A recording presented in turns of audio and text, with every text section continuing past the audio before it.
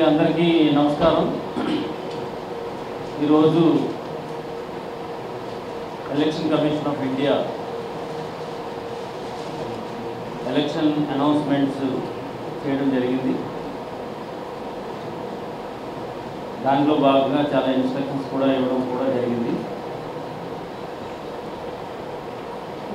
ఇప్పుడు భారతదేశంలో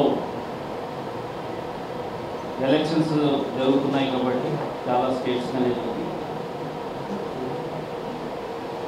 అందులో భాగంగా మన ఆంధ్రప్రదేశ్ కూడా అందులో ఉంది.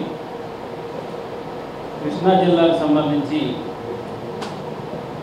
టోటల్గా 15,18,255 మంది ఓటర్స్ మొన్న మనం ఫైనల్ లిస్ట్ ఇచ్చినప్పటికీ ఉన్నారు. ఇప్పుడు నామినేషన్ ముందు రోజు వరకు కూడా ఇంకా న్యూ ఓటర్స్ ఎవరైనా ఉంటే అవి కూడా మనకి యాడ్ చేసుకుని సప్లిమెంట్ వస్తుంది. కానీ ఈరోజు వరకు మనకి టోటల్గా 15,18,255 మంది ఓటర్స్ ఉన్నారు.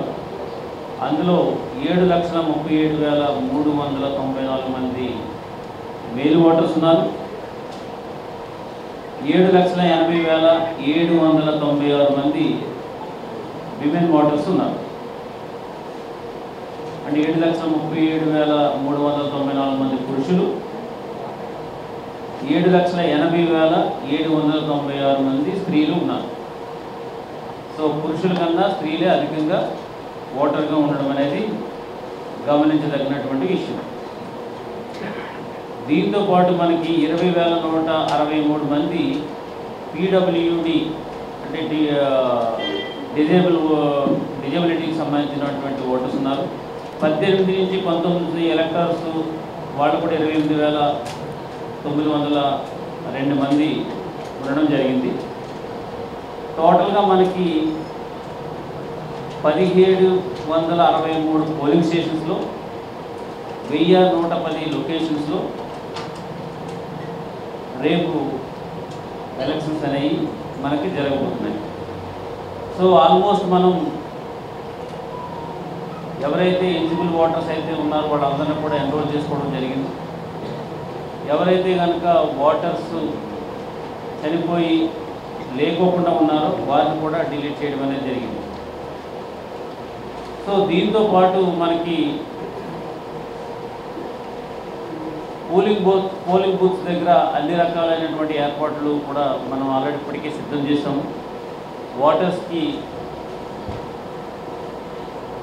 మంచినీళ్ళ ఫెసిలిటీస్ కానీ, టాయిలెట్స్ కానీ, తర్వాత స్త్రీలకి, పెద్దవాళ్ళకి, పీడబ్ల్యూడీ ఓటర్స్ అందరికీ కూడా త్వరితగతిన వాళ్ళని డిస్పోజ్ చేసేలాగా సెపరేట్ లైన్స్ మెయింటైన్ చేసే విధానం కానీ అవి కూడా మనం చెక్ చేయడం జరిగింది.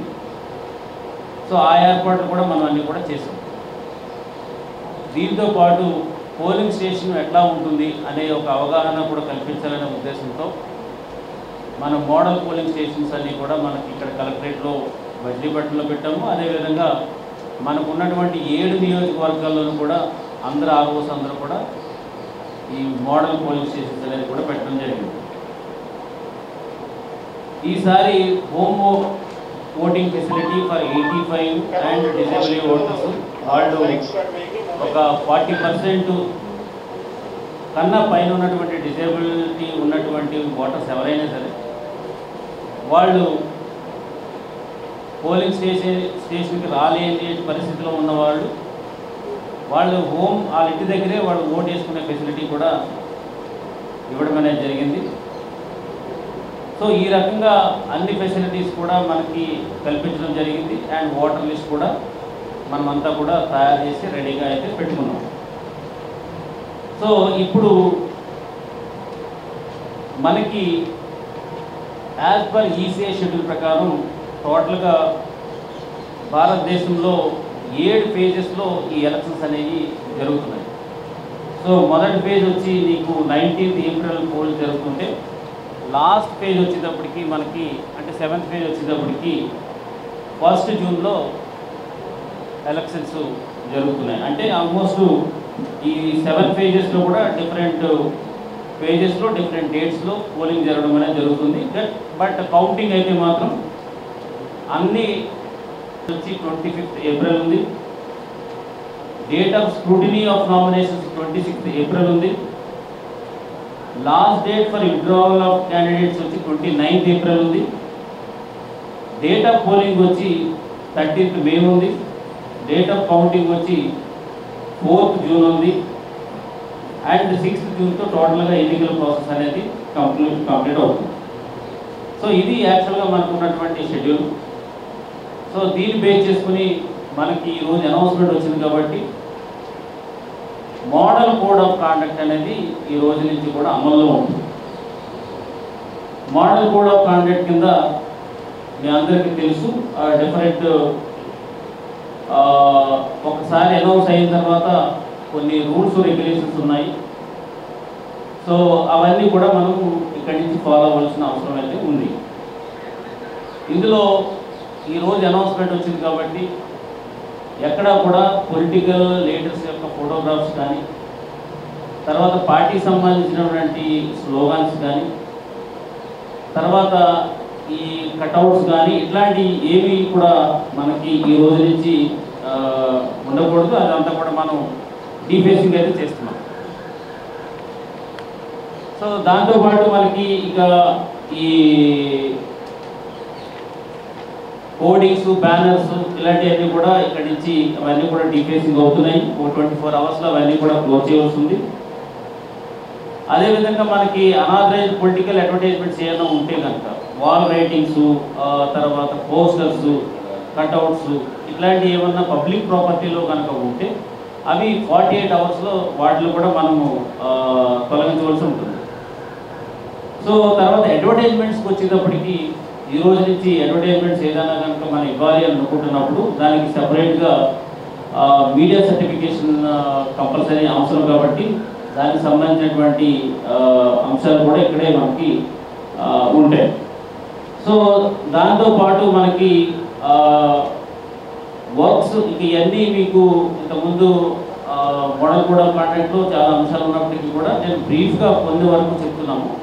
సో ఈ ప్రైవేట్ ప్రాపర్టీస్లోని ఉన్నటువంటి ఏమైనా కనుక వాళ్ళ పార్టీకి సంబంధించిన పెట్టుకోవాలంటే కనుక అన్లెస్ కమిషన్ పర్మిషన్ ఉంటేనే కానీ వాటిని పెట్టుకోవడానికి వీలేదు.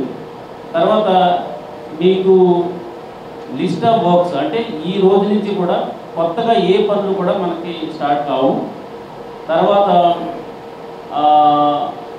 ఏదైనా వర్క్ ఇంతకుముందు ఆల్రెడీ స్టార్ట్ అయి ఉంటే అది కంటిన్యూ అవుతుంది తప్ప కొత్తగా వర్క్స్ చేయడం కానీ, కొత్తగా ప్రాజెక్ట్ శాంక్షన్ చేయడం కానీ, కొత్తగా ఎవరికైనా శాంక్షన్స్ ఇవ్వడం కానీ, మళ్ళీ కొత్తగా రిలీజ్ చేయడం కానీ ఇవన్నీ కూడా ఈ రోజు నుంచి ఉండవు. సో వీటితో పాటు ఈ పబ్లిక్ రిప్రజెంటేటివ్స్ ఇప్పుడు వరకు మనకు ఉన్న వాళ్ళు ఎవరైతే ఉన్నారో వాళ్ళందరికీ కూడా ఈ ఇంత ముందులాగా ప్రభుత్వ వెహికల్స్ వాడుకోవడం కానీ ఇవన్నీ కూడా ఇక్కడి నుంచి అది కట్ అవుతుంది. తర్వాత వాళ్ళు ఏదన్నా కనుక వాళ్ళ క్యాంపెయిన్ సంబంధించినంతా కూడా వాళ్ళు ఓన్గా చూసుకోవాలి. అంతా కూడా మనకి ఎక్స్పెండిచర్ అంతా కూడా ఎక్స్పెండిచర్ రిలేటెడ్ ఆఫీసర్స్ ఉంటారు కాబట్టి వాళ్ళ అబ్జర్వేషన్లో ఉంటుంది. తర్వాత ఇంకా చాలా మటుకి ఈ ఒకళ్ళొకళ్ళని దూషించుకోవడం కానీ, లేదంటే కనుక క్యాస్ట్ ఇష్యూస్ రైజ్ చేయడం కానీ, తర్వాత గొడవలు చేయడం కానీ ఇట్లాంటివన్నీ కూడా మనకి ఎంసీసీ వైలేషన్స్లోకి వస్తాయి కాబట్టి ఇవన్నింటినీ కూడా ఇక్కడి నుంచి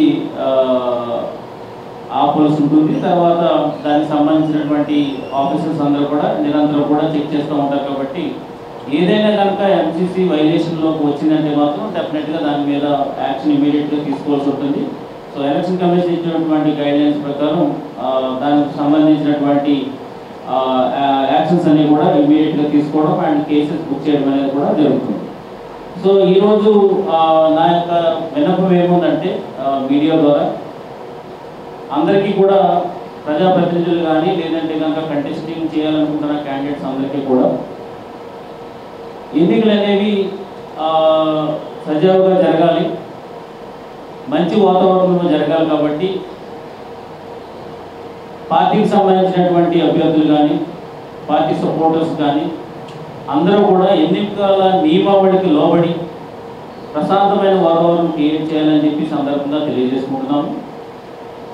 సో ఏదైనా అంశాలు చేసినప్పుడు ఏదైనా క్లారిఫికేషన్ కావాలి, ఈ పర్టికులర్ పని మేము చేయొచ్చా లేదా అని మీరు క్లారిఫికేషన్ కనుక అడిగినట్లయితే డిఈఓ ఆఫీస్ అంటే డిస్ట్రిక్ట్ ఎలక్షన్ ఆఫీస్ ఎప్పుడు కూడా ఓపెన్గా ఉంటుంది. సో 24/7 అందుబాటులో ఉంటుంది. కాబట్టి మీకు కావాల్సినటువంటి క్లారిఫికేషన్స్, తర్వాత మీ క్యాంపెయిన్ చేసుకోవడానికి కావాల్సినటువంటి క్లారిఫికేషన్స్, చేసుకోవాల్సినటువంటి క్లారిఫికేషన్స్, ఇవన్నీ కూడా మీకు ఈ డిస్ట్రిక్ట్ ఎలక్షన్ ఆఫీస్ నుంచి అన్నీ కూడా మీకు వివరాలన్నీ కూడా తెలియజేయడం జరుగుతుంది. దయచేసి మీరు అందరూ కూడా కోఆపరేట్ చేయాలి. ఎన్నికలన్నీ కూడా సజావుగా జరిగేలాగా మీరందరూ కూడా మాకు కోఆపరేట్ చేయాలని డిస్ట్రిక్ట్ అడ్మినిస్ట్రేషన్కి ఒకసారి విన్నపం చేసుకుంటున్నాము. అయితే మీకు పబ్లిక్ అందరికీ కూడా ఒక మెకానిజం అనేది క్రియేట్ చేయడం జరిగింది. ఎట్లాంటి మెకానిజం అంటే కనుక ఏదైనా కనుక సమస్య ఉంది అన్నప్పుడు, for example model code of conduct violation అవుతుంది, తర్వాత ఈ ఓటు గురించి తెలుసుకోవాల్సిన పరిస్థితి వచ్చింది, లేదా పలానా ఎక్స్పెండిచర్ ఎక్కువ అవుతుంది అనేది ఏదైనా కంప్లైంట్స్ ఉన్నాయి, వీటన్నిటికీ కూడా సంబంధించి మనము ఇక్కడ ఒక కాల్ సెంటర్ అనేది కూడా మన జిల్లాలో పెట్టడం జరిగింది. సో ఈ కాల్ సెంటర్లో నిరంతరము కూడా టీవీలో జరుగుతున్నటువంటి వార్తలు చూడటం కానీ, అడ్వర్టైజ్మెంట్స్ చెక్ చేయడం కానీ, సోషల్ మీడియాకు సంబంధించినటువంటి పోస్ట్ అని కూడా చెక్ చేయడం కానీ, తర్వాత దాంతోపాటు వెబ్కాస్టింగ్ ద్వారా అక్కడ జరుగుతున్నటువంటి పరిస్థితుల్ని వెరిఫై చేయడం కానీ, తర్వాత ప్రజల కోసం 1950 అంటే 1950 అనే ఒక నెంబర్, టోల్ ఫ్రీ నెంబర్ని 1950 అనే టోల్ ఫ్రీ నెంబర్ని అది ప్రజలందరికీ కూడా ఇవ్వడం జరిగింది. అక్కడికి ఎవరైనా కాల్ చేసి ఏ ఇష్యూ అయినా సరే దాని గురించి మనం తెలుసుకోవచ్చు. అదే కనుక దాంట్లో ఆన్లైన్లో కనుక కంప్లైంట్ చేసుకోవాలంటే ఒక గ్రీవెన్స్ పోర్టల్ ఉంది, తర్వాత సివిజిల్ ఉంది. సివిజిల్ అనేది మీ అందరికీ ఆల్రెడీ తెలుసు. ఎక్కడ ప్లేస్లో కనుక మీరు పలానా కంప్లైంట్ వచ్చింది అంటే ఆ పర్టికులర్ ప్లేస్లో మీరు కంప్లైంట్ రిజిస్టర్ చేస్తే అక్కడ ఉన్నటువంటి లొకేషన్ ఇమీడియట్గా మనకి ట్రాక్లోకి వస్తుంది. దాన్ని మా కన్సర్న్ ఆర్ఓస్ పంపించి ఇమీడియట్గా దాని మీద అడ్రస్ చేయడం జరుగుతుంది. మీ అందరికీ తెలుసు, ఈ సివిజిల్లో వచ్చినటువంటి కంప్లైంట్ ఏదైనా వస్తే 100 minutesలో దాని మీద మనం ఇమీడియట్గా వివరణ ఇవ్వాల్సిన అవసరం ఉంది. సో అవి కూడా మనము చాలా కేర్ఫుల్గా చేయడం జరిగింది. సో దాన్ని కూడా మనం ఎస్టాబ్లిష్ చేసాము. ఈ కలెక్టరేట్లోనే ఒక control centre, complaint management systems అన్నీ కూడా ఒక కంట్రోల్ రూమ్ పెట్టి, ఆ కంట్రోల్ రూమ్లో ఈ మేజర్గా మనకి ఈ TV related advertisements, social media advertisements, webcasting, తర్వాత ఈ 1950 గ్రీవెన్సెల్, సివిజిల్, ఇవన్నీ కూడా కంట్రోల్ రూమ్లో పెట్టడం జరిగింది. తర్వాత ప్రజలకి ఇంకొక అవకాశం ఏంటంటే ఈ కేవైసీ అనేది కూడా మనకి అవైలబుల్ ఉంది. అంటే నో యువర్ క్యాండిడేట్, అది ఎక్కడున్నా సరే తెలుసుకోవడానికి అది కూడా అప్లికేషన్ మనకి ఉన్నాయి. సో ఇవన్నీ కూడా మనకి ఎలక్షన్ కమిషన్ అన్ని ఏర్పాటు చేసింది. కాబట్టి ప్రజలకి, ఓటర్కి ఏ విధమైనటువంటి ఇబ్బంది లేకుండా, లేదన్నా ఒక ప్రజలకు కూడా ఫలానా చోట ఫలానా జరుగుతుందని తెలిసినప్పుడు అది వాళ్ళ దృష్టిలో అది ఎంసీసీ వైలేషన్ అని వాళ్ళు అనుకుంటున్నప్పుడు డెఫినెట్గా వాళ్ళు కంప్లైంట్ చేయడానికి ఇన్ని మెకానిజమ్స్ ఉన్నాయి. దాని మీద ఇమీడియట్గా యాక్షన్ తీసుకోవడం అనేది జరుగుతుంది. అల్టిమేట్గా దీని యొక్క ఉద్దేశం ఏంటంటే ఎలక్షన్స్ సజావుగా జరగాలి అండ్ ఫ్రీ అండ్ ఫేర్ మేనర్లో ఎలక్షన్స్ జరగాలి. మూడోది వచ్చేటప్పటికి అందరికీ ఒక లెవెల్ ప్లేయింగ్ ఫీల్డ్ ఉండాలి. అంటే సమానంగా అది చిన్న పార్టీ అవని, పెద్ద పార్టీ అవని, ఇండిపెండెంట్ అవని, ఒకలవని, ఎవరైనా కానీ అందరికీ కూడా ఒకే ప్రాధాన్యత ఇవ్వాలనేది ఒక డెమోక్రటిక్ అని ప్రజాస్వామ్యంలో ఉన్నటువంటి ప్రధాన సూత్రం. కాబట్టి దాని అనుసరించి ఎలక్షన్స్ అన్ని కూడా జరుగుతాయి. కాబట్టి మీరు ఎస్పెషల్లీ మీడియా మిత్రులు అందరూ కూడా దీనికి సహకరించాలి. Please subscribe to Chanakya channel.